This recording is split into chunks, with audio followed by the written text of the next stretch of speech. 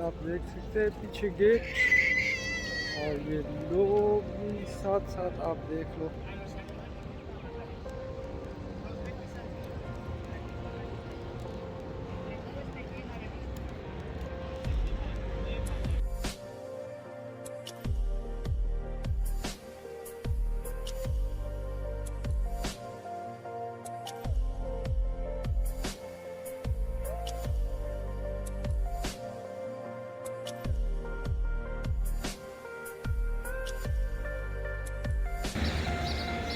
ये है Berlin parliament. ये आप, मैं बर्लिन पार्लियामेंट के सामने हूँ। आप बर्लिन पार्लियामेंट में दाखिल हो सकते हैं, वो देखो सामने लोग जा रहे हैं। आप ऊपर छत पर भी चढ़ सकते हो, लेकिन उसके लिए आपको पहले जो है 24 घंटे पहले आपको जो है वो सामने एक दफ्तर है, वहाँ पर जो है रजिस्ट्रेशन करवानी पड़ती है। तो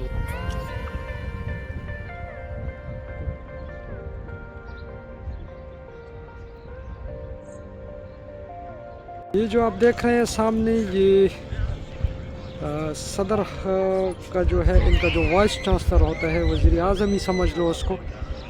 तो वाइस चांसलर का जो है रिहाइश है, और दफ्तर भी इधर ही है और रिहाइश भी इधर ही है।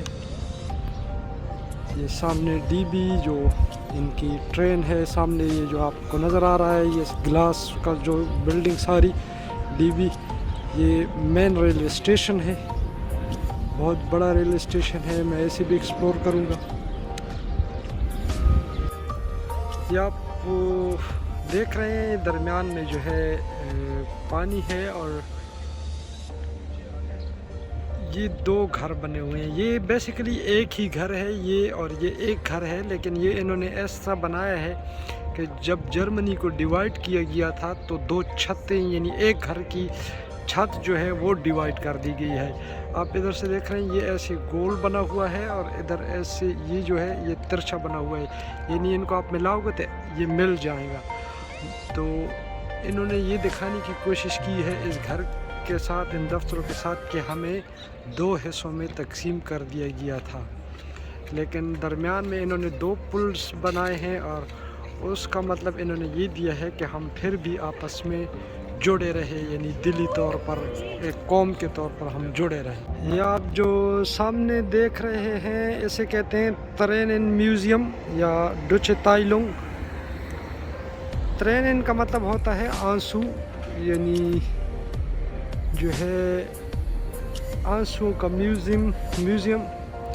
ये जो आपको सामने रेलवे स्टेशन नज़र आ रहा है, ऊपर रेलवे स्टेशन है फ्रीडरिखस्ट्रासे, इस दरमियान में पानी है, उस तरफ जो है ईस्ट और वेस्ट जर्मनी थे। तो ट्रेनेन म्यूज़ियम इसे इसलिए कहा जाता है आंसू का म्यूज़ियम कि जब यहाँ से वर्ल्ड वार 2 के पहले बाद में जब रशियन ने इस साइट पर कब्ज़ा कर लिया था, तो यहाँ से जब लोग आते जाते थे तो इनको बहुत ज़्यादा मुश्किलात होती थी, और कई कई दिन लग जाते थे इनको यहाँ से उस तरफ जाने और आने में, क्योंकि दीवार थी तो बहुत मुश्किल था। तो लोग बड़े रोते थे, और दो हिस्सों में तकसीम हो गए थे, फैमिलीज़ इधर उधर रह गई थी। कुछ लोग उधर गए हुए थे जब रशिया ने हमला किया, तो कुछ इधर आए हुए थे, तो सारे जो है ना जुदा हो गए, और ये 1994 तक ऐसा ही चलता रहा। तो मैं आपको एक और बात बता दूं कि जब ये सामने जब बर्लिन वॉल थी, और बर्लिन वॉल को 1994 में जब तोड़ा गया, 1994 में लोगों ने धावा बोल दिया और रशिया को इधर से जाना पड़ा। रशिया सोवियत यूनियन था, और सोवियत यूनियन जब कोल्ड वार में अफ़गानिस्तान में हार चुका था और टूट गया था, तो पहला जो टुकड़ा था बर्लिन वॉल का, जो पहला टुकड़ा जो गिरा, वो पाकिस्तान के सबका ISI चीफ जो थे मरहूम जनरल रिटायर हमीद गुल साहब, उसको गिफ्ट में भिजवाया गया था। उसकी वजह ये थी कि जर्मन का मानना था कि रशिया के टुकड़े करने की जो बुनियाद थी टुकड़ा यानी रशिया को टुकड़े में बांटने की और हमारी की आज़ादी की जो बुनियाद थी ये आईएसआई ने रखी थी। आईएसआई ने रखी है क्योंकि अगर आईएसआई उनको वहाँ पर ना तोड़ती, रशिया को अफ़गानिस्तान में ना हराती, ना तोड़ती, अफ़गानी भाइयों से मिलकर, मुजाहिदीन से मिलकर, तो जो है हम कभी भी आज़ाद नहीं हो सकते थे। तो वो जो पत्थर का टुकड़ा था, बर्लिन वाल का जो पहला टुकड़ा गिरा, तो वो जनरल रिटायर हमीद गुल को भिजवाया गया था और ये उसके इंटरव्यू में भी उसने खुद बताया है।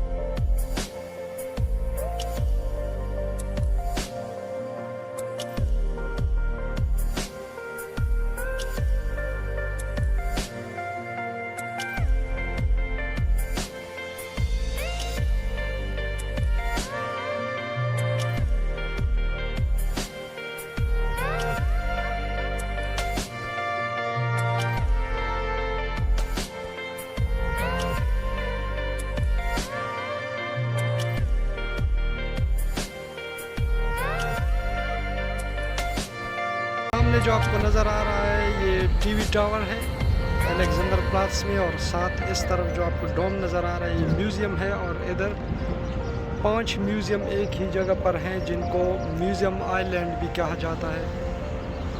एक ही जगह पर 5 म्यूज़ियम हैं।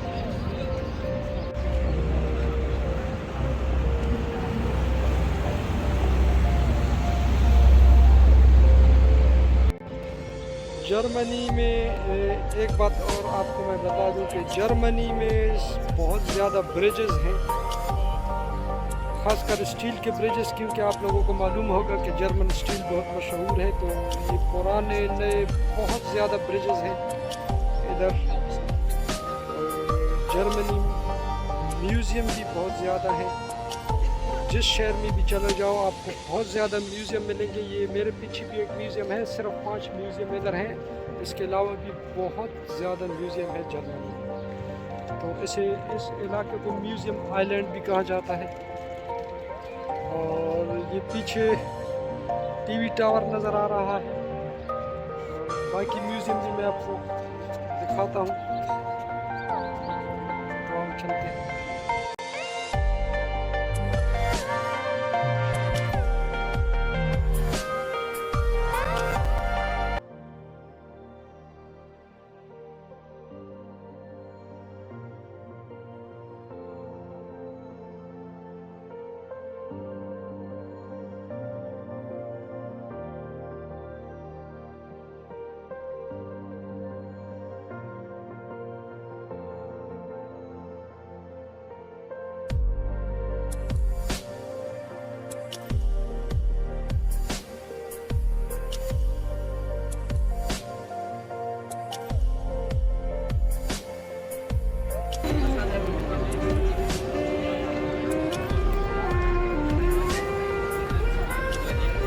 यूक्रेन के झंडे हर जगह पर लगा रखे हैं इन्होंने, क्योंकि यूक्रेन से इनको बहुत हमदर्दियां हैं। तो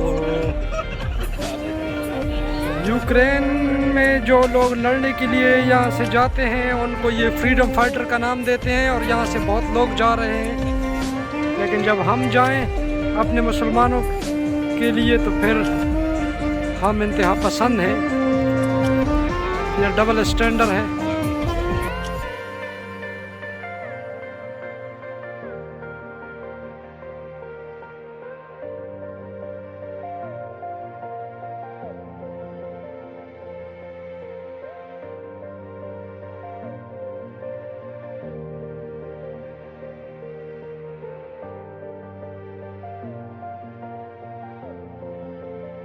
ये भी म्यूज़ियम है और रशियन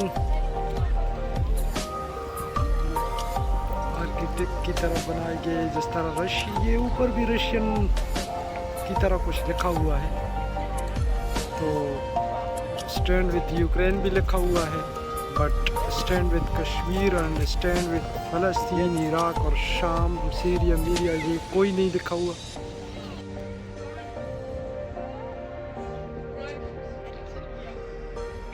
बहुत ज़्यादा लोग हैं। तो मैं आपको ये सामने चर्च दिखाता हूँ। ये सामने आप चर्च देख रहे हैं, ये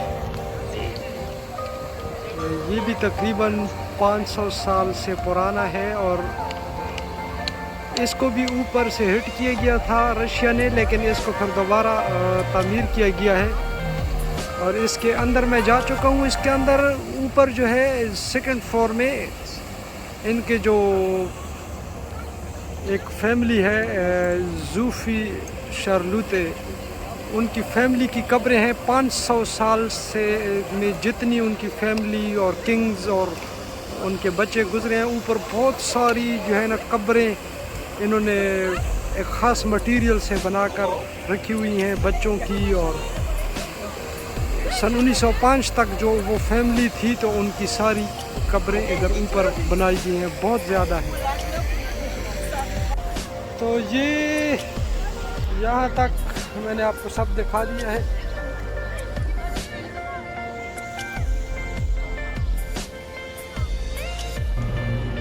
इसमें मैं कभी अंदर नहीं गया हूँ, तो अभी अंदर चलते हैं कि ये क्या भला है, देखते हैं।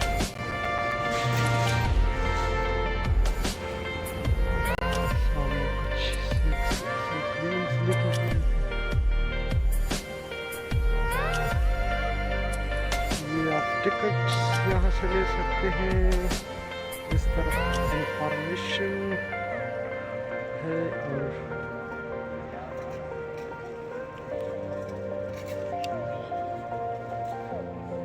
साफ सुथरा देख रहे हैं।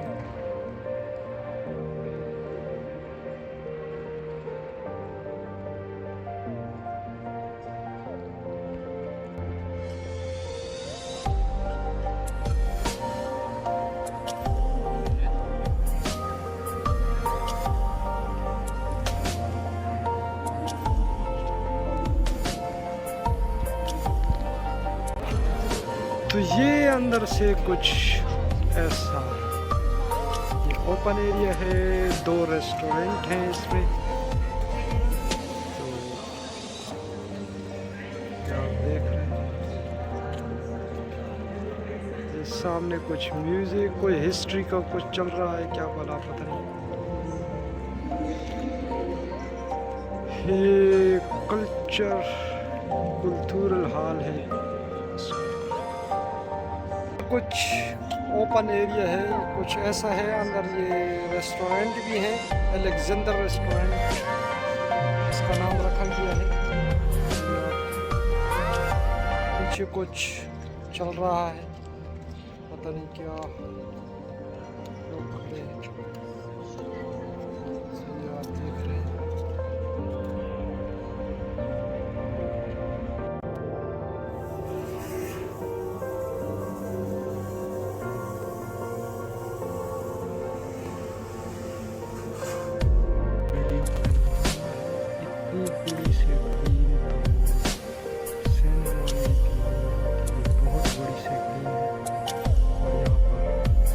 दिखाई जा रही है जर्मनी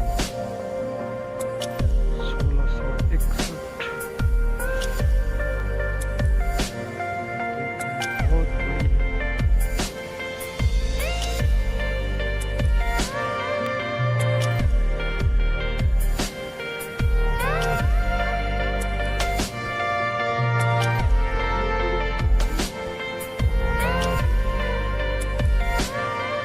ये जो है म्यूज़िक स्कूल है, होchschule फॉर म्यूज़िक, इसके ऊपर लिखा हुआ है। और ये भी नया बना है, इतना पुराना नहीं है।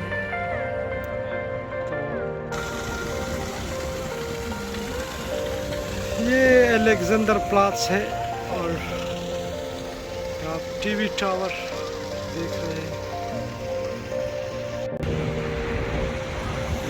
राथहाउस शार्लूटेनबर्ग,